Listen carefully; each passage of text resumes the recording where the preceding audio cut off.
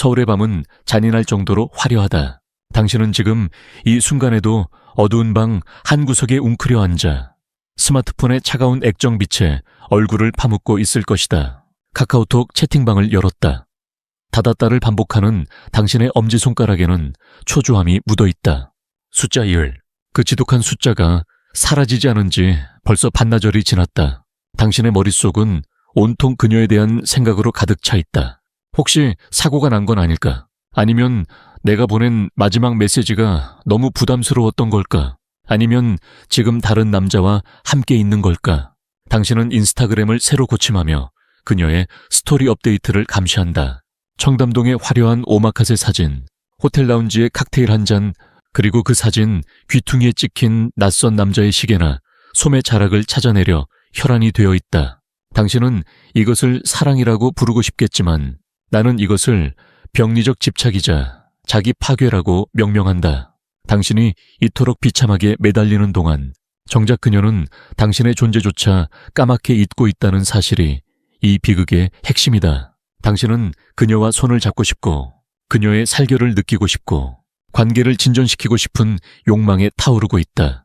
그래서 당신은 검색창에 여자가 스킨십을 원할 때 보내는 신호 따위를 검색하며 희망적인 단서들을 수집하려 든다. 그녀가 머리카락을 귀 뒤로 넘겼는가? 술자리에서 당신 쪽으로 무릎을 향했는가? 당신은 이 사소한 몸짓 하나하나에 거창한 의미를 부여하며 오늘 밤에는 혹시라도 역사가 이루어지지 않을까 기대한다. 하지만 단언컨대 당신의 그 기대는 무참히 박살날 것이다. 왜냐하면 당신은 근본적인 전제부터 틀렸기 때문이다. 문제는 당신이 그녀의 신호를 읽지 못해서가 아니다. 진짜 문제는 당신이 그녀에게 그 어떤 신호도 보낼 필요가 없는 존재, 즉 이미 잡힌 물고기이자 성적 긴장감이 거세된 무해한 오빠로 전락했기 때문이다. 이 잔인한 현실을 직시하기 위해 우리는 먼저 대한민국 남자들의 영혼을 좀먹고 있는 친절함의 신화를 해체해야 한다. 당신은 아마도 좋은 대학을 나왔거나 성실하게 직장을 다니며 남에게 폐 끼치지 않고 살아온 모범 시민일 것이다. 당신의 부모님과 학교 그리고 한국 사회 전체는 당신에게 거대한 거짓말을 주입했다. 여자에게 친절해라. 진심을 다해 헌신하고 그녀의 모든 투정을 받아주면 언젠가 그녀도 너의 진심을 알아줄 것이다. 이것이 바로 당신을 호구의 늪으로 빠뜨린 가스라이팅이다. 당신은 K드라마 속 남자 주인공처럼 행동하면 현실의 여자들도 감동할 것이라 착각한다. 그래서 당신은 그녀의 기분을 맞추기 위해 맛집 리스트를 엑셀 파일로 정리하고 기념일도 아닌 날에 비싼 선물을 바치며 그녀가 회사에서 받은 스트레스를 밤새 들어주는 감정의 쓰레기통을 자처한다. 당신은 이것을 노력이라고 부르지만 냉혹한 연애시장의 관점에서 이것은 가치절하의 과정일 뿐이다. 경제학의 기본 원리는 희소성이다. 공기처럼 언제 어디서나 마실 수 있는 것에 돈을 지불하는 사람은 없다. 당신이 제공하는 그 과도한 친절과 배려는 시장에 너무 많이 풀려서 휴지 조각이 되어버린 인플레이션 화폐와 같다. 아침에 눈 뜨자마자 보내는 좋은 아침. 오늘 미세먼지 심하니까 마스크 꼭 써라는 메시지. 점심시간마다 꼬박꼬박 챙기는 안부. 그녀가 답장을 늦게 해도 1초 만에 칼같이 답장하는 당신의 그 5분 대기조 같은 태도. 이 모든 행위는 당신의 가치를 연으로 수렴하게 만든다.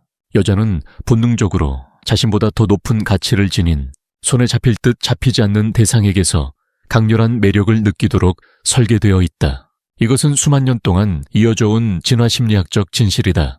그녀는 자신을 보호해 줄 수 있는 강한 수컷, 리더십 있는 남자를 원하지.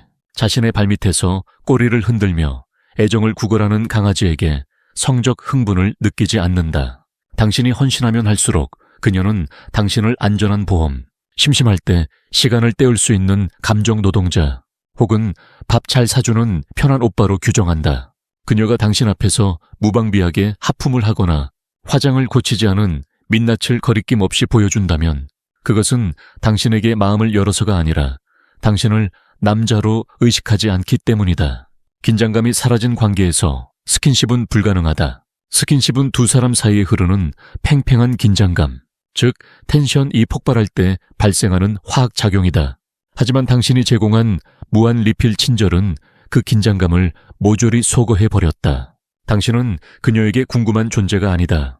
당신의 하루 일과는 그녀에게 뻔하고 지루한 드라마 재방송과 같다. 당신은 그녀가 원하기도 전에 이미 모든 것을 다 주어버렸다. 강남의 라운지바나 홍대의 클럽을 둘러보라. 외모가 조각 같지 않아도 재벌 2세가 아니어도 미녀들의 관심을 독차지하는 남자들이 있다. 그들은 흔히 나쁜 남자로 불리지만 그들은 도덕적으로 악한 것이 아니다. 그들은 단지 자기 자신을 최우선으로 두는 남자일 뿐이다. 그들은 여자의 비위를 맞추기 위해 자신의 스케줄을 희생하지 않는다. 그들은 메시지에 즉답하지 않으며 대화가 지루하면 가차없이 자리를 뜬다. 그들은 여자의 감정에 휘둘리지 않고 자신의 페이스를 유지한다. 역설적이게도 여자들은 그런 남자에게서 미친 듯한 매력을 느낀다. 왜냐하면 그 태도 자체가 나는 너 말고도 선택지가 많아. 내 인생은 너 없이도 충분히 즐거워라는 무언의 증명이기 때문이다. 이것이 바로 부재의 미학이다. 당신이 스킨십 진도를 나가고 싶다면 역설적으로 당신은 그녀 곁에서 사라져야 한다. 물리적으로 증발하라는 것이 아니다. 그녀의 정신적 공간 안에 당신의 빈자리를 만들어야 한다. 항상 그 자리에 켜져 있는 가로등 같은 남자에게 설레는 여자는 없다. 불이 꺼졌을 때 비로소 어둠을 느끼고 빛을 찾게 되는 법이다. 그녀가 당신을 궁금해하게 만들어야 한다. 이 남자 대체 뭐 하고 있길래 연락이 없지? 내가 매력이 없나? 혹시 다른 여자가 생긴 건 아닐까? 라는 의문을 그녀의 뇌리에 심어주어야 한다. 인간은 미완성의 정보에 집착한다. 당신이 당신의 일상을 미주알고주알 보고하는 것을 멈추는 순간 그녀의 상상력이 작동하기 시작한다. 상상은 현실보다 강력하다. 그녀가 당신을 상상하고 궁금해하고 초조해하는 그 시간 동안 그녀의 뇌는 당신에 대한 투자를 하고 있는 셈이다. 이것이 바로 관계의 역전을 만들어내는 유일한 방법이다. 당신이 카카오톡 화면을 끄고 헬스장에서 쇠질을 하며 땀을 흘리고 당신의 커리어에 몰두하여 성과를 내고 다른 친구들과 어울리며 진심으로 즐거운 시간을 보내는 그 순간 당신의 가치는 수직 상승한다. 당신의 삶이 그녀 없이도 완벽하게 돌아간다는 것을 보여줄 때 그녀는 비로소 당신의 세계로 들어오고 싶어 안달하게 된다. 스킨십의 신호는 구걸해서 얻는 것이 아니다. 당신이 그녀의 손을 잡으려 할 때 그녀가 슬쩍 뺀다면 혹은 묘하게 거리를 둔다면 그것은 타이밍의 문제가 아니다. 아직 마음의 준비가 안 됐다는 그녀의 말은 번역하면 너는 아직 나를 흥분시킬 만큼 가치 있는 남자가 아니다라는 뜻이다. 당신의 권력이 그녀보다 낫다는 명백한 증거다. 당신이 지금 느끼는 그 헬조선에서의 생존 압박, 직장에서의 스트레스, 불투명한 미래에 대한 불안감 때문에 연애에서만큼은 안식처를 찾고 싶은 마음은 이해한다. 하지만 여자는 당신의 어머니가 아니다. 당신의 상처를 핥아줄 구원자가 아니다. 당신이 징징대거나 위로를 구걸하거나 그녀의 눈치를 살피며 을의 위치를 자처하는 순간 그녀의 성적 스위치는 영원히 꺼진다. 당신이 찾아 헤매던 그 스킨십의 신호들 술자리에서 당신에게 몸을 기대거나 당신의 입술을 빤히 바라보거나 은밀한 터치를 허락하는 순간들은 오직 당신이 그녀에게 도전 과제가 되었을 때만 나타나는 현상이다. 당신이 모든 것을 다 갖다 바치는 쉬운 남자, 예측 가능한 남자로 남아있는 한 당신이 겪게 될 결말은 정해져 있다. 그녀는 다른 나쁜 남자에게 상처받은 뒤 당신을 찾아와 눈물을 흘리며 위로받을 것이다. 그리고 당신이 그 눈물을 닦아주며 내가 곁에 있어 줄게라고 고백하는 순간 그녀는 잔인하게 말할 것이다. 오빠는 정말 좋은 사람이야. 하지만 남자로 느껴지진 않아. 이 말은 사형 선고나 다름없다. 당신의 시간, 돈, 감정을 모두 빨아먹고 껍데기만 남겨버리는 착취의 굴레. 이 굴레를 벗어던지기 위해서는 당신의 사고방식 자체를 완전히 뜯어 고쳐야 한다. 더 이상 좋은 남자 콤플렉스에 갇혀 살지 마라. 착한 남자는 천국에 갈지 모르지만 나쁜 남자는 여자를 침실로 데려간다. 이것은 윤리의 문제가 아니라 생존의 문제다. 당신은 선택해야 한다. 계속해서 그녀의 인스타그램을 염탐하며 의미 없는 하트를 누르는 투명 인간으로 남을 것인가? 아니면 당신의 가치를 재건하여 그녀가 스스로 당신을 원하게 만들 것인가? 지금 당신의 가슴 속에는 분노와 억울함이 끓어오르고 있을지도 모른다. 내가 이렇게까지 했는데 왜? 라는 배신감이 당신을 잠식할 수도 있다. 그 분노를 기억하라. 그리고 그 에너지를 밖으로 그녀에게로 향하게 하지 마라. 그 에너지를 당신 자신에게로 돌려라. 이제 우리는 낭만적인 환상을 찢어발기고 차가운 현실의 바닥에서부터 다시 시작해야 한다. 단순히 연락을 끊는 기술적인 차원을 넘어 당신의 인생 자체를 송두리째 뒤바꿀 재건축이 필요하다. 당신의 나약함을 도려내고 고독을 무기로 삼아 그 누구에게도 휘둘리지 않는 단단한 자아를 가진 남자로 다시 태어나는 과정. 그 험난하고도 위대한 여정이 당신을 기다리고 있다. 이제 더 깊은 심연으로 들어갈 준비가 되었는가? The Seoul Realist Part 2. 주제: 전략적 재건과 고독의 힘 부재. 당신의 왕국을 건설하라. 여자는 그 후에 온다. 지금 당신의 스마트폰은 죽은 듯이 고요하다. 지난 며칠간 당신이 억지로 억눌러온 연락의 공백, 그 침묵이 당신의 뼈를 깎는 듯한 고통을 주고 있을 것이다. 당신은 수십 번도 더 습관적으로 잠금 화면을 확인하고 카카오톡 프로필을 눌렀다 닫으며 혹시 내가 너무 심했나? 이러다가 이 관계가 영영 끝나버리면 어떡하지? 라는 공포에 질려 다시금 비굴한 이모티콘을 보내고 싶은 충동과 싸우고 있을 것이다.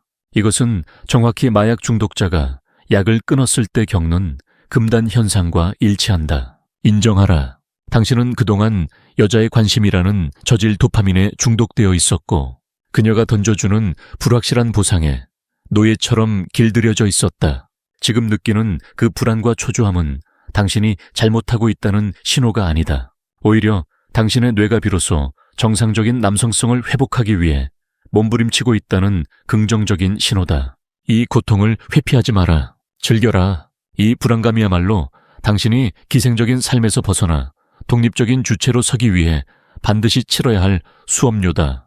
하지만 단순히 연락을 참는 것만으로는 부족하다. 그저 이 악물고 버티는 것은 전략이 아니다. 비워낸 그 시간과 공간을 무엇으로 채우느냐가 당신의 남은 인생을 결정한다. 이제 우리는 당신이라는 인간을 바닥부터 뜯어고치는 내면의 재건축을 시작해야 한다. 이 과정은 당신이 그토록 원망하던 헬조선의 현실을 탓하는 것이 아니라 그 현실을 짓밟고 올라서는 투쟁의 기록이 될 것이다. 가장 먼저 당신이 확립해야 할 것은 삶의 중력 중심을 이동시키는 것이다. 지금까지 당신의 우주는 오직 그녀를 중심으로 공전했다. 그녀의 기분이 당신의 하루 날씨였고 그녀의 스케줄이 당신의 달력이었다. 그녀가 웃으면 당신도 웃었고 그녀가 차가우면 당신의 세상은 빙하기였다. 이것은 자연의 법칙을 거스르는 행위다. 태양이 행성을 돌 수 없듯이 남자가 여자 주위를 빙빙 돌아서는 안 된다. 당신이 태양이 되어야 한다. 당신만의 강력한 중력을 가져야 한다. 그러기 위해서는 당신의 목숨을 걸 만한 사명이 필요하다. 여기서 말하는 사명이란 단순히 대기업에 취직하거나 연봉을 높여 아파트를 사는 생존 차원의 목표가 아니다. 대한민국 남자들의 불행은 인생의 최종 목표를 결혼이나 안정적인 가정 혹은 번듯한 전세 아파트 마련으로 설정하는 데서 시작된다. 자신의 인생을 송두리째 바쳐서 처자식을 먹여 살리는 것을 유일한 미덕으로 삼는 순간 당신은 가정이라는 주식회사에 성실한 현금 지급기로 전락한다. 여자는 본능적으로 자신의 인생을 올인할 수 있는 거대한 야망을 가진 남자에게 끌린다. 당신이 코딩에 미쳐 밤을 새우든 헬스장에서 자신의 육체적 한계를 시험하든 혹은 사업을 일으켜 세상을 바꾸려 하든 그 무언가에 미쳐있는 남자의 뒷모습에서 여자는 강렬한 섹시함을 느낀다. 당신이 그녀와의 데이트보다 당신의 프로젝트를 더 중요하게 여길 때 역설적으로 그녀는 당신의 시간을 갈구하게 된다. 오빠는 나보다 일이 더 중요해. 라는 투정은 비난이 아니라 당신의 높은 가치에 대한 최고의 찬사임을 깨달아야 한다. 이제 당신은 상실의 공포를 정복해야 한다. 당신이 여자에게 끌려다니는 근본적인 이유는 이 여자를 놓치면 다시는 이런 기회가 오지 않을 것 같다는 결핍의 사고방식 때문이다. 이것은 당신이 스스로를 선택해야 하는 주체가 아니라 선택받아야 하는 객체로 격화시켰기 때문이다. 협상의 제1원칙은 언제든 테이블을 엎고 나갈 수 있는 사람이 승리한다는 것이다. 연애도 냉혹한 권력 게임이자 협상이다. 당신에게 관계를 끊어낼 힘이 없다면 당신은 영원한 약자다. 당신은 기꺼이 미움받을 용기를 가져야 한다. 만인의 호감을 사는 착한 남자가 되려 하지 말고 누구도 함부로 대할 수 없는 존중받는 남자가 되어라. 그녀가 약속을 어기거나 당신의 기준에 맞지 않는 무례한 행동을 했을 때 어설프게 웃어넘기지 말고 차갑게 지적할 수 있어야 한다. 그런 태도는 불쾌하다. 나는 그런 행동을 용납하지 않는다. 라고 말하고 뒤돌아설 수 있는 배짱. 그 순간 그녀는 당황하겠지만 동시에 등골이 서늘한 전율을 느낄 것이다. 당신이 그녀의 비위를 맞추는 꼭두각시가 아니라 자신만의 확고한 원칙과 기준을 가진 살아있는 수컷임을 확인했기 때문이다. 그녀가 떠날까봐 두려워하지 마라. 당신의 높은 기준을 견디지 못하고 떠나가는 여자는 당신의 인생에 필요 없는 불순물일 뿐이다. 불순물이 걸러진 자리에 비로소 진정한 가치를 알아보는 여자가 들어올 공간이 생긴다. 당신의 기준이 높을수록 그 기준을 통과한 여자는 당신을 더욱 귀하게 여길 것이다. 마지막으로 그리고 가장 중요한 것은 고독을 받아들이는 자세다. 서울은 외로움을 죄악시하는 병적인 도시다. 혼자 밥을 먹는 것을 처량하게 여기고 크리스마스나 연말에 약속이 없으면 사회적 패배자 취급을 하는 이 기이한 집단주의 문화 속에서 당신은 혼자 있는 시간을 견디지 못해 무의미한 술자리를 전전하거나 습관적으로 데이팅 앱을 뒤적거렸을 것이다. 하지만 기억하라. 사자가 무리 지어 다니는 것을 본 적이 있는가? 떼를 지어 다니는 것은 약한 초식동물들이다. 먹이사슬의 정점에 있는 포식자는 고독을 두려워하지 않는다. 당신은 고독을 외로움과 혼동해서는 안 된다. 외로움은 타인의 부재로 인해 괴로운 상태지만 고독은 스스로와 대면하는 충만한 시간이다.